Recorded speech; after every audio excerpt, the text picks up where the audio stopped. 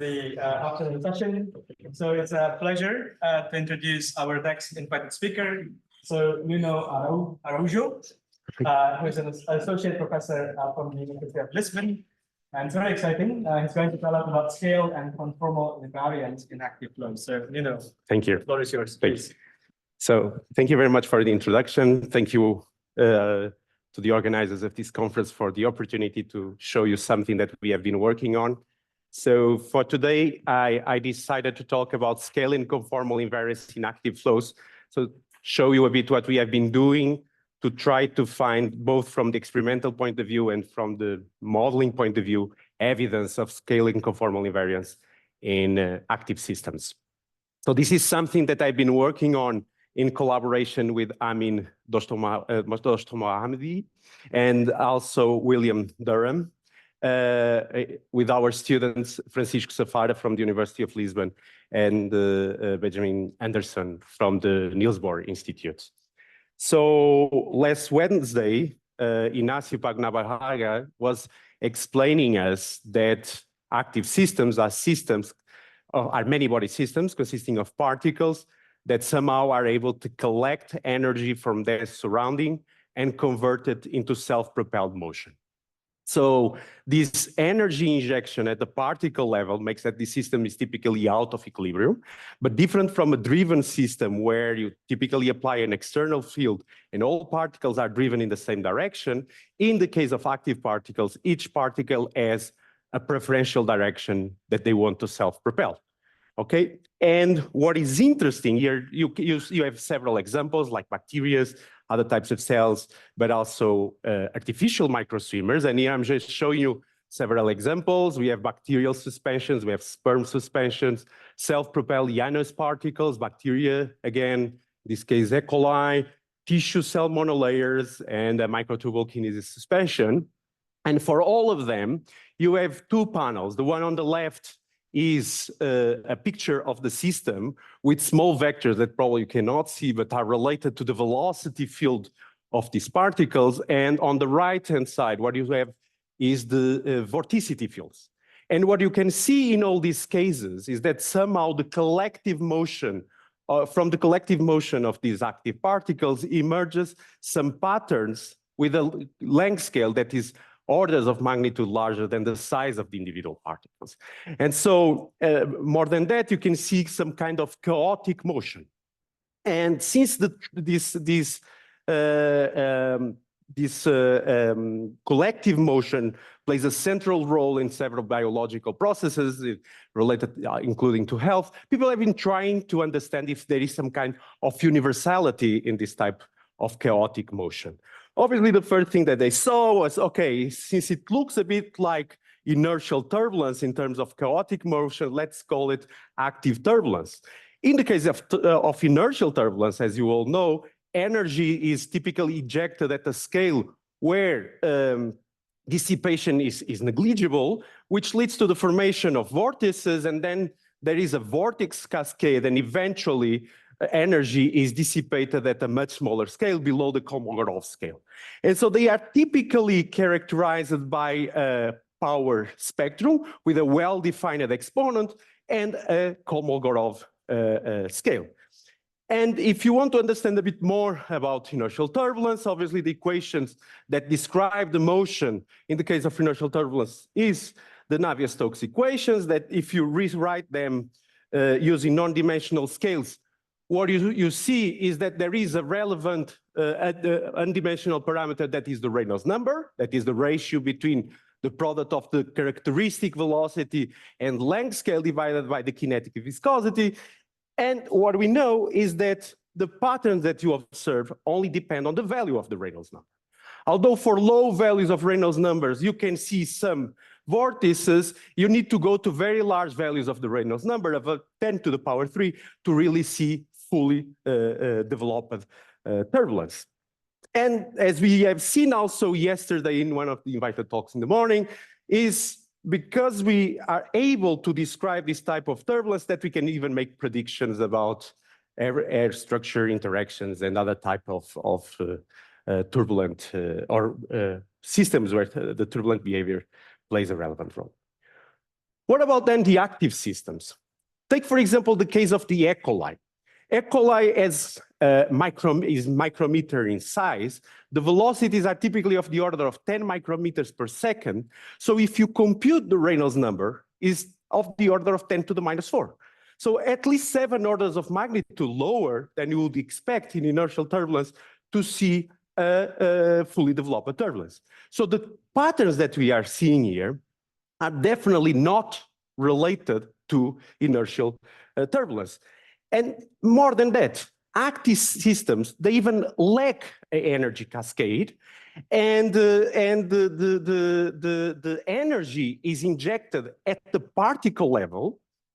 And more than that, the efficiency of energy injection depends on the self-organized state. So if you think about bacteria that are trying to swim, the efficiency of swimming will depend on the existence or not of a self-organized state.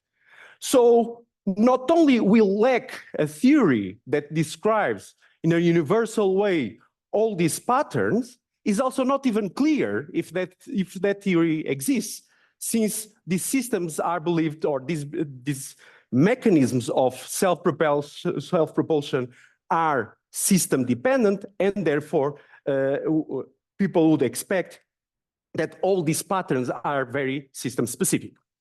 So in order to try to shed some light on possible universal behavior, what we decided to do was to perform experiments using 4 different cell types. So 2 of them are prokaryotes, and the other 2 are eukaryotes. So what we have is we used pseudomonas cells that basically they are characterizing by having some structure on their surface that is named pili, and is through those structures that they have on the surface that they are able to grab a substrate and move on a substrate. And we use 2 types of these pseudomonas. One is the wild type, and the other is a mutant type, where they knock down one of the genes that is responsible for controlling the growth of these pili. So they get more pili than in the wild type, and because of that, they are more active and they move faster. So those are the 2 types of bacteria that we look at, but we also look into canine kidney cells and human breast cancer cells. And what is interesting about all these 4 types is that when they grow on a substrate, they tend to form highly dense collective structures. They are near confluence to these structures, and they move. And when they move, they start to form the patterns that I was showing you before. And so, since we are in 2D, instead of using looking into the velocity field, what we decided to do was to compute the vorticity. And here I'm just showing you 2 examples. On the left-hand side, you have the example for the canine kidney cells, and on the right-hand side for the wild type of the pseudomonas. And again, what you see is the velocity fields, and then in red and blue color, the vorticity fields. And so what you see is that in both cases, they form vortices, some moving clockwise and others moving anti-clockwise. So the clockwise ones we call the positive vortices, the others the negative vortice. And we focus on the interface between these 2 types of vortices, what we call the 0 vorticity lines. And we use that, and we try to characterize the statistical properties of the 0 vorticity lines as some kind of backbone structure for the chaotic patterns that we observe. Okay, and so what we decided to look was for signs of, as I said, scale and conformal invariance there. Let's start with scale invariance. I'm sure that most of you know what scale invariance is, but if you have certain observables, for example, we will take the length of these 0 vorticity lines. If they are scale invariant, means that if we have a certain, if they depend on a certain parameter, in our case will be the radius of the vortices. If they are scale invariant, so if the radius is scaled by a parameter, by a scale lambda, then the perimeter will scale with lambda to a power delta, and this delta will be an exponent that characterizes the scale invariance of the system, and sometimes is known as the fractal dimension of this perimeter. So what we do is we take the positive vortices, we trace the zero vorticity line, so the contours of the positive vortices, and in order to measure the perimeter, what we use is the yardstick method. So you take a stick and you compute how many sticks you need to fully cover the perimeter of the cluster. And when you do that, you can define two different types of perimeter. So you take, as I said, you take a stick and you try to cover the surface. If you eventually find a fjord with a neck that is smaller than the stick, you have two options. Either you close the fjord, so if you go along this line, you immediately jump to that point, so you put a stick here, or you keep going along the line. So if we keep going along the line, I will call it the complete perimeter, and if I close the fjord, I will call it the accessible perimeter. And what we did was to plot the number of sticks that are needed to cover the perimeter, the accessible and the complete one, as a function of the radius of gyration of the vortices. When you do that, what you observe, and here is where I'm plotting the perimeter as a function of the radius of gyration, for the four different types of cells, forget for the time being the other two data points, what you see is that without any special rescaling or fitting parameter, the only thing we do is rescaling the radius of gyration by the system size, what you get is a nice data collapse between the data for the four different cell types. More interesting than that, the accessible and the complete perimeter, they scale with different exponents. 7/4 in the case of the complete perimeter, and 4/3 in the case of accessible perimeter. And this is interesting for two reasons. The first one is that these exponents are compatible to the ones that we find in the perimeter of the largest cluster of the percolation model, which is the prototype model for connectivity in statistical mechanics. But the second thing is that this duality relation in the exponents between the complete perimeter and the accessible perimeter is compatible to what is expected for conformal invariant curves in two dimensions. So this is not only a sign of scale invariance, but also a sign of that suggests that might be some more robust symmetries in the problem, and that's what we looked after. But just to stress that the fact that we find that they have the same fractal dimension shows that although we are looking to four very different cell types with different mechanisms of self-propelling on a substrate, the contours of these vortices have the same fractal dimension. Okay, so they scale in the same way.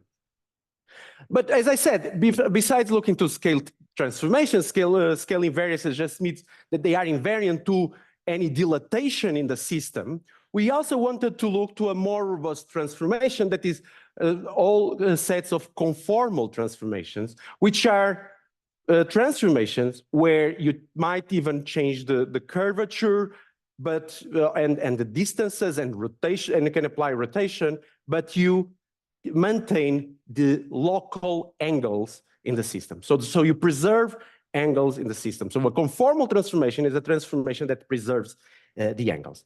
And in particular, for lines on self-overlapping lines in two dimensions, there is a conformal theory known as Schramm-Louvner evolution that describes conformal curves in two dimensions. Let me try to explain you the basic idea.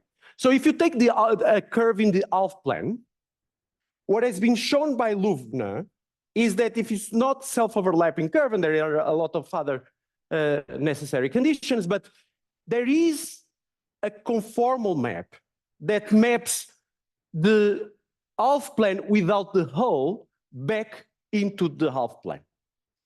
And that the evolution of this conformal map is given by this equation, where psi of t will be a time series, where here time has nothing related to the dynamics of the system, is Louvner time. So what Schramm has shown many years later is that in order for these curves to have Markovian property and be conformal invariant, then this driving function needs to be a Brownian process with a diffusivity that is given by a certain parameter kappa. Okay? So this means that if a certain curve can be mapped into this SLE curve with a certain kappa, then the full or the entire ensemble of possible curves is exactly the same, right? Because all of them can be mapped in the entire ensemble of Brownian processes with that diffusivity kappa, okay? And one of the first exact results is that the fractal dimension of the curve is related with the value of kappa. So this is even more robust than the fractal dimension, because now it's not only that they scale in the same way, is that the ensemble of possible curves is exactly the same, right? In the continual limit, obviously. And so there are several exact results for SLE kappa. One of them is that depending on the value of the kappa, the shape of the curves is different. If kappa is between 0 and 4, we have simple curves. If the kappa is between 4 and 8, they are self-touching. They do not cross, but they self-touch. They get as close as possible in the continual limit. And if kappa is larger or equal to 8, they are space-filling. So the fractal dimension is 2. And there are already some exact results for different values of kappa. For example, kappa equal to 2 corresponds to the loop erased random walk. Kappa equal to 8/3 is the self-avoiding random walk. Kappa equal to 3 is the contour of the Ising clusters.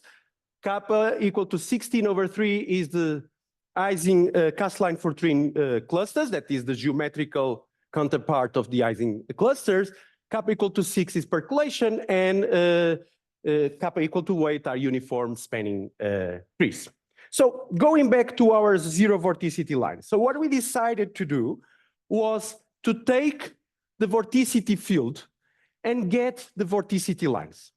And in order to represent them in the half plane, what we did was to cut the system in a way such that we consider that below a certain line, it is one sign of the vorticity, and then we go along the interface between a positive and a negative vortice, and we get this red line that I'm showing you here. And then we went on measuring several properties that are known for SLE kappa curves in order to see if they are consistent with what is predicted for SLE curves with the corresponding value of kappa. So the first thing we need to get is what is the expected value of kappa. And as I said, one of the first exact results is the relation between the fractal dimension and the value of kappa. So if we take the value of kappa, the value of fractal dimension that we measure for the complete perimeter, and we replace it there, we get that kappa should be equal to 6. So what we did next was so this suggests that the curves, if they are SLE curves, they have a kappa equal to 6. And the first thing we can check is the duality relation. So the duality relation goes in this way. And if we solve for the other fractal dimension, we say that if the complete perimeter is 7/4, then the accessible perimeter is 4/3. Okay? But there are more results. So the other thing we can look at is the winding angle. What is the winding angle? So what we do is that we go along the line and we discretize the line and we ask how much is the angle of the direction of the line changing as a function of the distance to the origin. And when you do that, then you measure the fluctuations on the angle. And what is expected for an SLE curve is that the second cumulant scales as the logarithm of the length of the curve, the end-to-end distance of the curve, with a prefactor that is 2 kappa over 8 plus kappa. And when you do that, what you see is that when you plot the winding angle variance as a function of the distance along the curve, you get a slope, of the logarithm of the distance along the curve, you get a slope of 6/7 that is compatible with the value of kappa equal to 6. And again, you see a really nice data collapse between the 4 different exponents. And here I'm also showing the distribution of the winding angle because it's expected to be Gaussian and everything is consistent with what is predicted for SLE. Okay, the other thing you can look at is the left passage probability. Take again the half plane. If you define a point in the half plane, you can compute what is the probability that the curve goes through the left of that point. So for example, if you take the point marked at Z up there, you can compute what is the probability that the line goes along the left part. So what you do is that you paint everything that is to the left of the line in white and on the right side in gray. And so what you are asking, what is the probability of the Z dot? The Z point is on the right side of the curve. And this has been derived analytically. It's been shown that doesn't depend on the distance to the origin, but only on the angle if you use polar coordinates. And then that is a function of the gamma function and also the hypergeometrical function F1. And so what you can do is for all the curves that we get for the zero vorticity lines, what we can do is to calculate this left passage probability. And again, I'm plotting here as a function of the polar angle. We get again a data collapse and the dashed black line corresponds to the equation that I wrote over there, okay? So also the winding angle gives you strong evidence that you have a SLE kappa equal to 6. Okay, finally, what you can do is to do what is known as direct SLE. What is direct SLE? So you remember that Louvna has an equation that tells us how this map should evolve in time, where we get this psi of t that is the time series for the driving function. And so what we do is to discretize that map and get the driving function at each iteration. That's what we did. We need to keep mapping the half plane into itself by reducing bits of the whole of the curves. And when you do that, you register where is the line touching the real axis, and that's your driving function. And you can now look to the statistical properties of the time series given by this driving function, and that's what you get. If you plot the driving function as a function of the Louvna time, what you get is a straight line as expected for a Brownian motion. In fact, you are putting the driving function variance is the square that scales linearly in time with a diffusivity that is equal to 6, that is equal to the value of the kappa that I've just referred. Okay, so why we don't do always just the SLE measurement, the direct SLE measurement, is because when you do this discretization, you always have accumulation of errors, so the error bars are much larger in that case. So everything we have found for the experiments is that all statistics are consistent with SLE curves with kappa equal to 6. And if it is true that they are SLE curves with kappa equal to 6, means that not only the fractal dimension is the same, but in the continuum limit, the lines are exactly the same. So the full ensemble of curves is exactly the same. And this is a very robust result. And even more than that, we can take advantage of knowing what is the value of kappa equal to 6 to make use of all these exact results to know several properties about these zero vorticity lines for these 4 different cell types. Okay, but we wanted to run some model, some numerical model, and try to see what are the minimum ingredients that we need in order to get this SLE kappa equal to 6. And as you know, modeling living matter is quite of a challenge. Living matter are non-equilibrium systems. The individual units, typically cells in our case, are able to swim, to grow, to divide, to die, to change shape. So, which poses several challenges to their theoretical modeling. Although we know a lot about the individual units, it's not clear how the interaction between these units conspire to form large-scale structures as the ones that we have just seen. But fortunately, what recent results have shown is that the internal biochemical machinery inside a cell can be translated into simple mechanistic roles when we are interested in understanding motility and also collective behavior of cells. And in fact, there are several possible ways of modeling active matter systems with more or less specificities about different systems that they want to describe. But we decided to go for a very simple model to try to find some robust results. So what we did was to adapt an active pneumatic liquid crystal model, but to extremely simplify it. So Ignacio also explained us a bit about this type of modeling. We have basically two quantities that we want to describe: a velocity field, that is a vector field, here represented as U, and also orientational order is described by a tensor Q, that is a second rank tensor, for which the largest, the S and N are the largest eigenvalues and eigenvectors.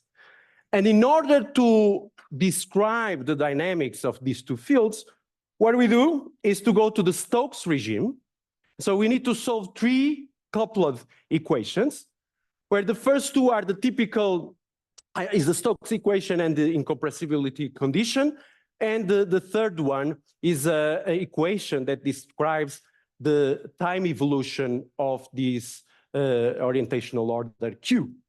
And I don't want to go into much details, but just to give you an idea, S will tell us what is the response of this Q to the flow. And so it depends on the strain tensor E and also on the vorticity tensor omega, with a certain parameter lambda that tells us what is the relation between the two, and that is related also to the shape of the individual particles. If lambda is positive, there is a tendency to align with the flow. So we're typically thinking about rod-like shaped particles.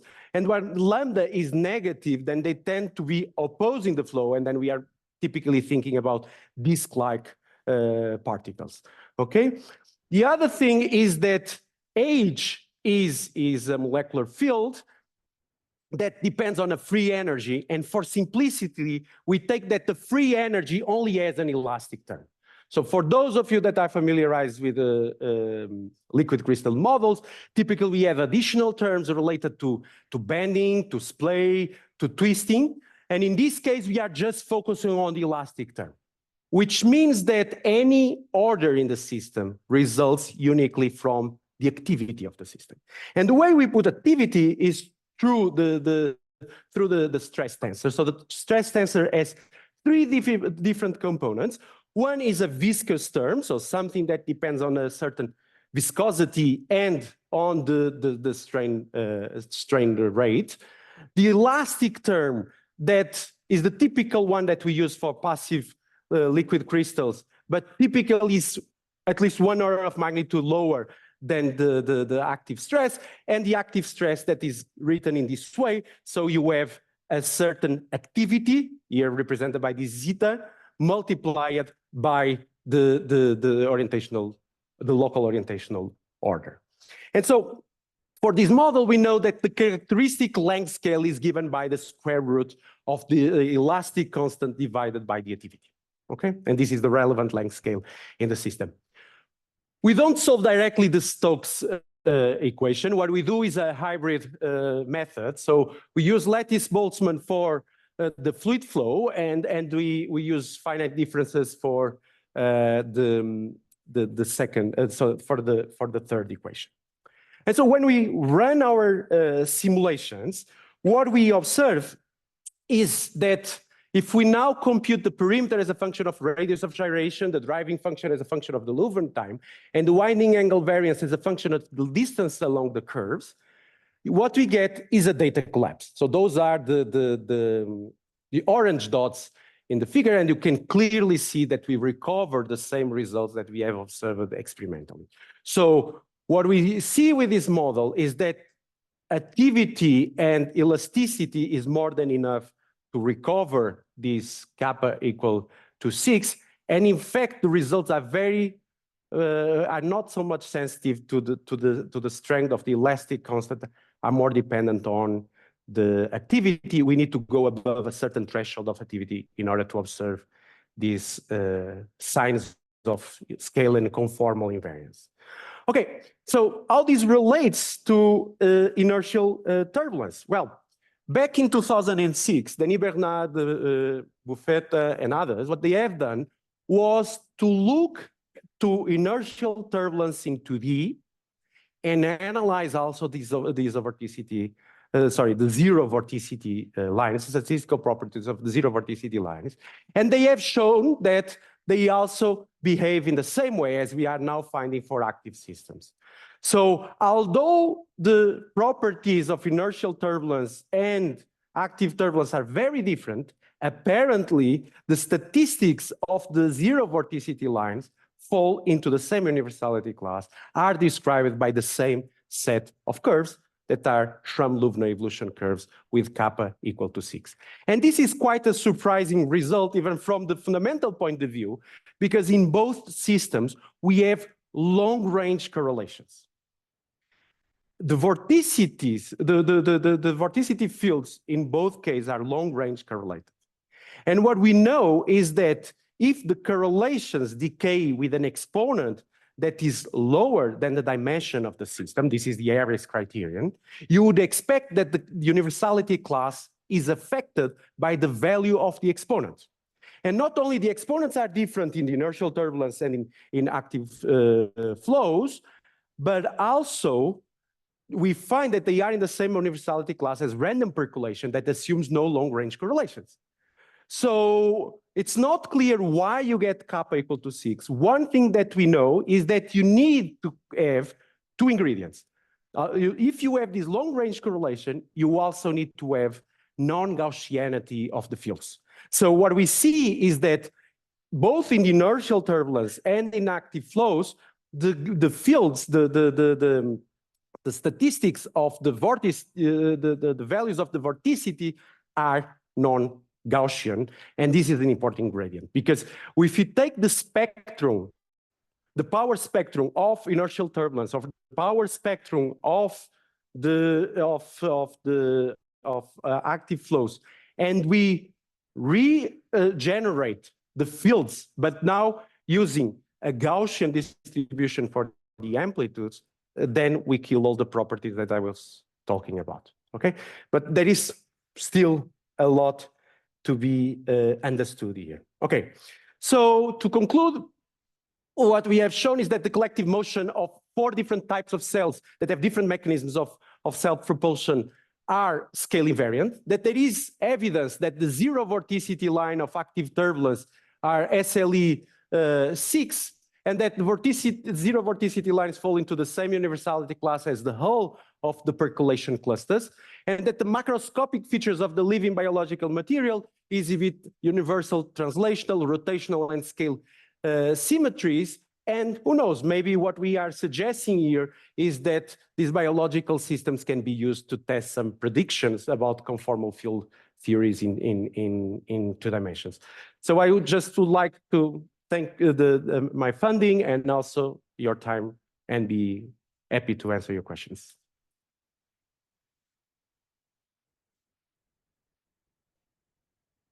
Thank you, Luna. So questions, yes, please. Alex. So, very nice talk.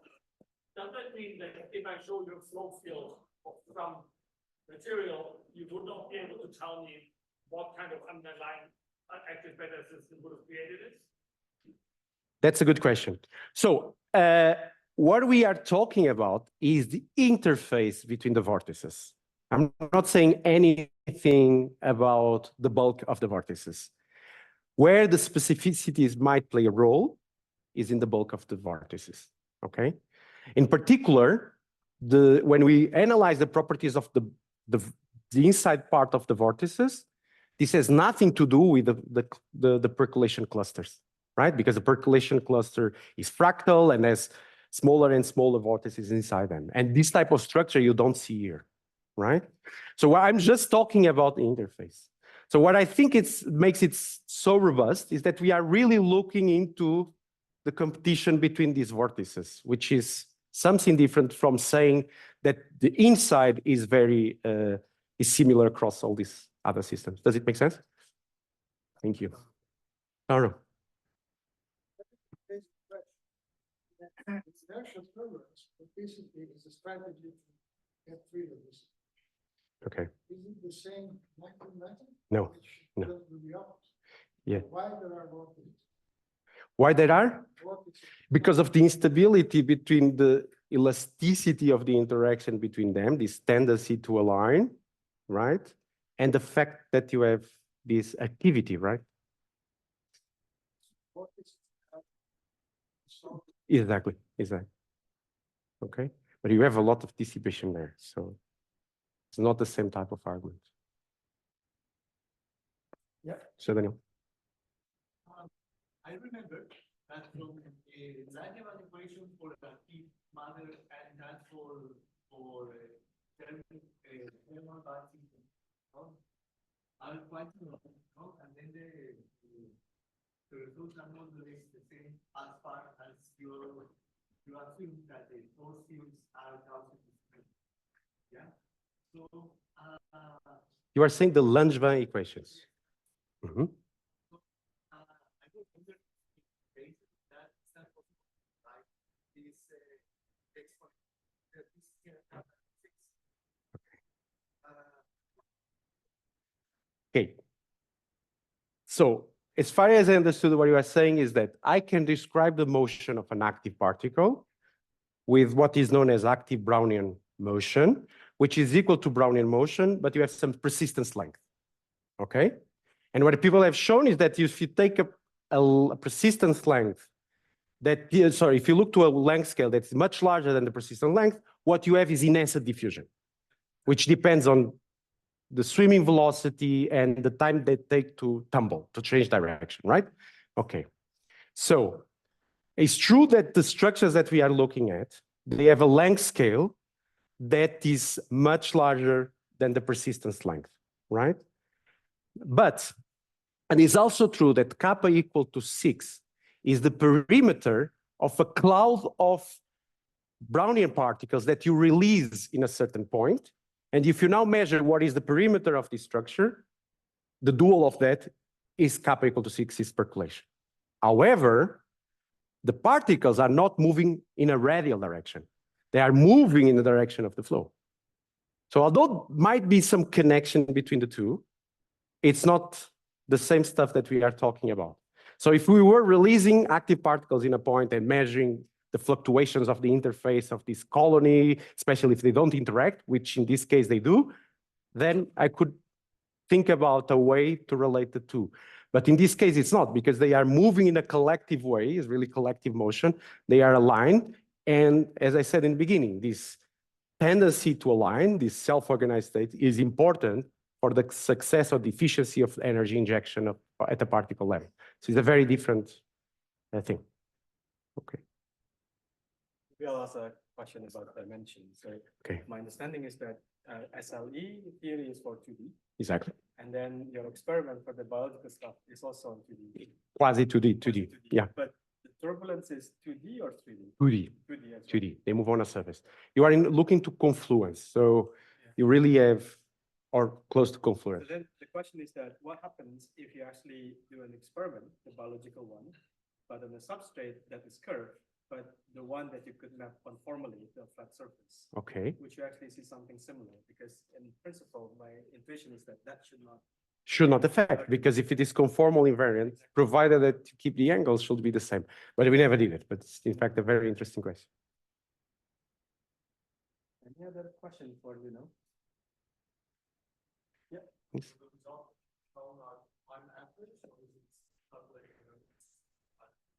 We have both. So we take pictures for different times, and you also for every picture you get different curves because you have different vortices, and these are pretty much large systems, both from the experimental and numerical point of view. So we do both to improve the statistics. Yeah.